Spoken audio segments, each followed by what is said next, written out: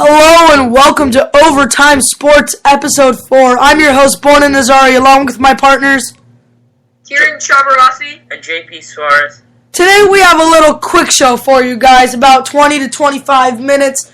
So guys, let's start it off with our first topic. Tiger Woods is withdrawing from this year's Ryder Cup. This has just been a downward spiral of his career in the past, 5 years, I guess, since the incident of his former girlfriend. He just hasn't been the Tiger we know and used to love. So he just hasn't been playing well at all. And I would be surprised if he even was selected to the Ryder Cup, but he's withdrawing anyway, so he won't be in it. But, so what are your thoughts, Karen? Well, I mean, this is a kind of a sad thing. He really had the opportunity to catch that all-time Masters Majors championships, but withdrawing from and get another cup with all his injuries and his back problems, it's sad to see that he might not be able to achieve the major goal. Yeah, Tiger Woods tweeted today that I've been told by my doctors and trainer that my back muscles need to be rehabilitated and healed. They've advised me not to play or practice now. So earlier he got that back surgery. He withdrew from a couple tournaments. And like we said, guys, he's withdrawing from the Ryder Cup. Do you guys feel like the door is closing for Tiger Woods' career and has now a small chance to overtake Jack on those 18 majors? On the major thing, he's not going to reach Jack. Well, for the bigger part, even pass him. But, for most tournaments, what is he, 4 tournaments away or something? Yeah, 4 majors. Yeah, no, just 4 tournaments, actual wins in tournaments. Oh. I think he'll pass that career mark and become the winningest golfer of all time. But for the majors, yeah, like you said, the doors are closed. There's no way he's going to pass Jack. So if you were in Las Vegas, JP, and you had to bet on it, would you bet that Rory McIlroy with 4 majors will surpass Jack at 18 when it's all said and done, or Tiger with 14 and with 18? No, I think Jack is going to stand his ground, and he's going to be the winningest golfer of all time. So you don't give Rory a shot? No, I don't think any of them are going to pass him. Okay. I agree. You agree, Kieran? All right, let's switch it up, guys. So the NBA schedule was released today at 6 p.m. Eastern Time on a special on NBA TV. So let me pull it up right here, guys. First game is Orlando at New Orleans. Not a big one. But the second game is Dallas at San Antonio. Dallas restocked this year in free agency, acquiring their old guy Tyson Chandler, Chandler Parsons. They still have Monte. They still have Dirk. They're a good, solid team that could possibly make a deep playoff run. Kieran, do you think they have what it takes? Oh, I do. I really feel like, getting Raymond Felton, he had a bad season last year with the Knicks, but also, Tyson Chandler, a key piece to the 2000, NBA final run, the epic run that we witnessed with our very eyes. And, I really think, Rick Carlisle, the coaching whiz that he is, I think he's really got a lot to work with, especially, with last year we saw Monte Ellis and his outstanding speed. And people forget, the Mavericks actually played the best series against the Spurs, obviously bringing them 7 games in the first round of the playoffs. So, I really like what Mark Cuban and the Mavericks did this offseason, acquiring, Parsons, Chandler, and Raymond Felton, and also getting some good key pieces on the bench like Al-Farouq Amino, and, so I think they're going to be a good team. That's coming from a Mavs fan. And LeBron James will make his Cavalier debut along with his partners Kyrie Irving and most probably Kevin Love against the New York Knicks at the Quicken Loans Arena. The crowd's going to go crazy. LeBron's going to have his famous powder toss. And, that's going to be an exciting game. Are you guys looking forward to watch it? Oh, yeah, for sure. I want to see the King in action again, but this time in a different uniform back in his house, playing with new guys like Kyrie Irving, Kevin Love, and a most likely deal might happen to Ray Allen going over there. And also Mike Miller they got. Old-time teammate of him, Andrew St. Marajal. I'm very excited to see LeBron play. I think he'll have an even better season than he did last year. He'll kind of with the new big three this year, Kevin Love and Kyrie Irving will have to take a step back like Wade and Bosh did. Yeah, I'm very excited to see LeBron play. Well, I don't think LeBron James is gonna have a better season numbers wise because last year Dwayne Wade had to sit out a lot, so LeBron had to carry the load. But being more effective and efficient, I do agree because he's got Kevin Love and Kyrie Irving to help him out this year. Unlike we all say Dwayne Wade's a superstar, he's not anymore. His knees wore out, and Dwayne Wade's a good solid starter. But guys, also tune in, 8 p.m. Eastern on NBA on TNT. We got the Knicks at the Cavs. But then on Christmas Day, guys, the Cavs are traveling to South Beach. LeBron's first visit back. Do you think he'll be booed by the crowd or cheered by the crowd? Oh, I think if he's not cheered, I think that would just be just a really poor decision by the already terrible Miami Heat fans. 2 championships. In 4 seasons, they have a lot to be grateful for, and you really can't fault the King for going home to his hometown in Akron, Ohio. I thought it was a good decision, and if Miami Heat fans do boo, shame on them. He brought so much to their city, and it's going to be really interesting to see the now hopeful rivalry between him, Wade, and Bosh, and it's going to be cool to see him reunite with Eric Spoelstra this offseason or this. In that game, so yeah, I look forward to it. Yeah, I would expect that. I know it's not right for sure, for all he's done for the Miami Heat, but I would expect that from the already terrible Miami Heat bandwagon fans that we all hate. Same if LeBron used to play for the Raiders, I would expect a burning of a jersey in the parking lot. But yeah, it wouldn't be right. LeBron should get cheered for all he's done for the organization, winning 2 titles. Their first 2 since because he's just done so with Shaq too. Since he's done so much for the organization and the team, he should be cheered, not booed. Yeah, I would be extremely furious if the Miami Heat fans booed. Like you said, guys, half of the years LeBron was there, he won an NBA title. The fans have absolutely no right to boo LeBron James.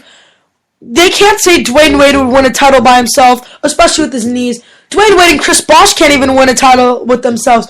They need LeBron James. Yeah, Dwayne Wade won with Shaq, but Dwayne Wade was in his prime, and he was a great player. So the Miami Heat fans should be absolutely grateful for what LeBron James did for the city, the economy, and the Miami Heat organization. But guys, we're going to take a quick commercial break, and we'll be right back with some baseball.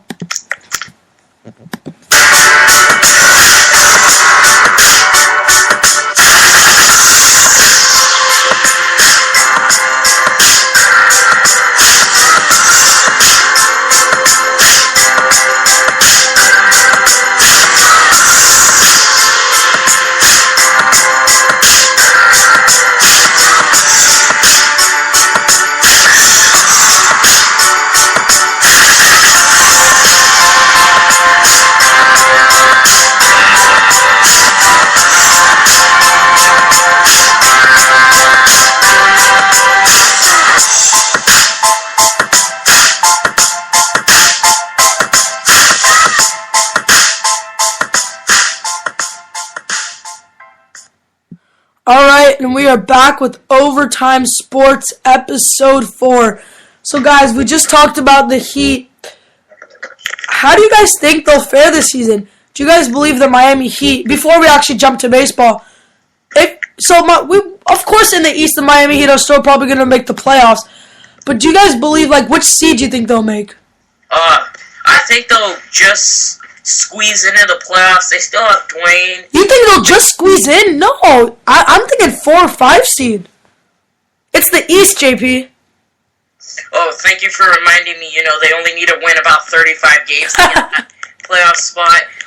They'll go over 500 for sure. I'm looking to win 48 games this season, maybe squeezing that 6 or 7 seed. They will surely make the playoffs with still all-star players like Wade and Bosh. Returning this season, of course, without the King, but they're still the Heat. Wade's still Wade. He'll still have put up great numbers this season. Not as good as we're used to seeing, but still very good numbers. But yeah, I think they'll get 6 or 7 right there. Kieran? Yeah, I think I go a little higher than 6 or 7. I think I'll put him at the 4 seed behind the Cavs, Bulls, and Wizards. I think when I think them just edging out the Raptors or the Hornets Or the as the Nets. 5 seed. So I mean the Heat. I mean still a first class organization, even with losing the best player in the world and LeBron. But I still think Eric Spoelstra is still an underrated young coach, and I think the Heat will be fine. I think they end up winning a playoff series too and getting eliminated in the second round of the Eastern Conference. Yeah, this is gonna be surprising, but guys, so I'm gonna say my Eastern Conference standings. I take the Bulls getting the first seed. The second seed, I take the Cavs. The third seed, I actually take the Miami Heat. Listen, Chris Bosh and Dwayne Wade, they're still great players. I think it's probably going to be Cleveland and Chicago in the Eastern Conference Finals, but it's possible Miami can make it, guys. No? You guys don't see it? I don't see it happening with two powerhouses like Chicago and Cleveland are going to be this season. But I don't believe in Derrick Rose yet. If Derrick Rose somehow does not play nearly as well as he does, like 50%, do you guys see the Miami Heat being that third team that can maybe make the East Finals? I think that if Derrick Rose doesn't play the way we expect him to play, then I think that squeezes the door open for the Heat. But I think a team that really people are sleeping on is Michael Jordan's team in the Charlotte Hornets, just changing their name this year. I mean, with the addition of Lance Stevenson and still have Al Jefferson and Kemba. I mean, I think people are appreciating that they've really become a pretty good team.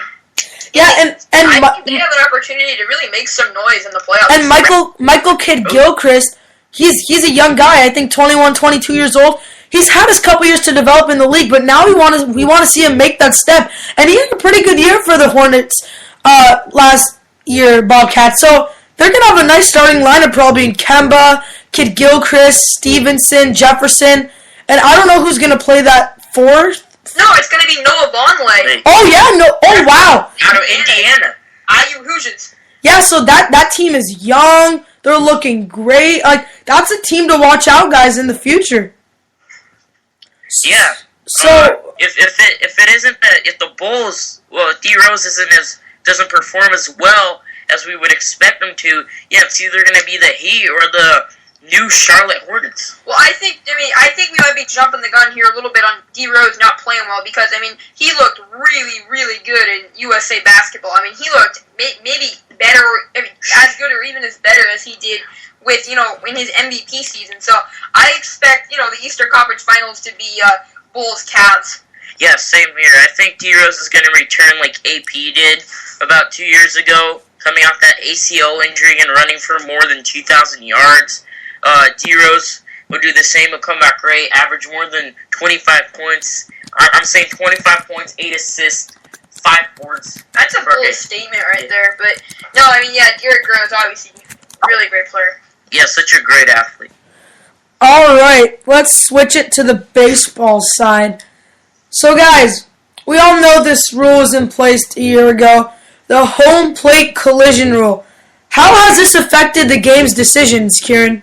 Well, I'm really not a fan of this rule. I think it just is really, really hard for catchers to know the rule, and it really wasn't explained well in the rule book. If we could get the reading there, that'd be great. But, the reason they implemented this rule was because of injuries such as Buster Posey breaking, his leg with a collision at the plate.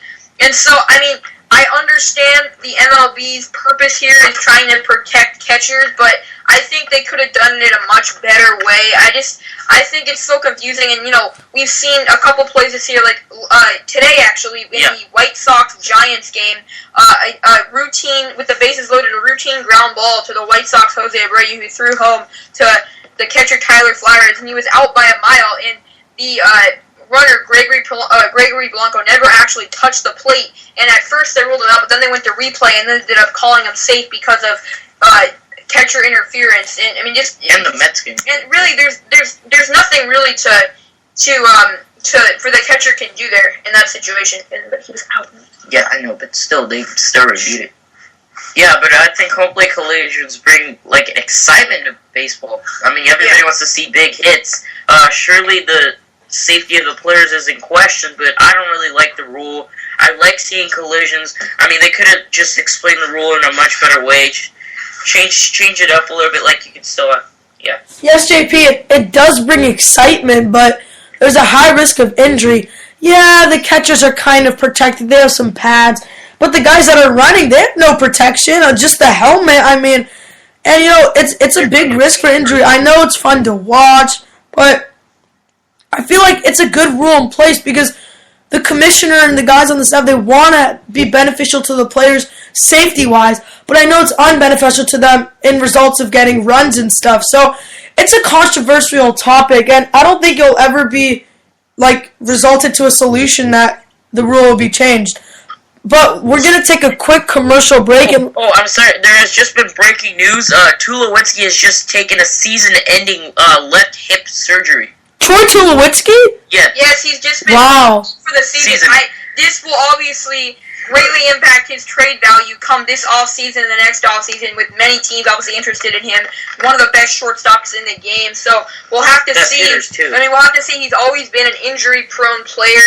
Obviously his stats have really been juiced up playing at Coors Field. But yeah, this is tough news for the Rockies and Troy Tulowitzki with his upcoming contract situation, already stating he wants to get out of Colorado. And especially we can imagine that he'll probably, like you said, he'll probably be out of Colorado because if they go through more seasons of dismal losing, 30, 40 games under 500, Troy wants to win, and he deserves to win, guys. But we're going to take a quick commercial break, and we're going to wrap things up with soccer.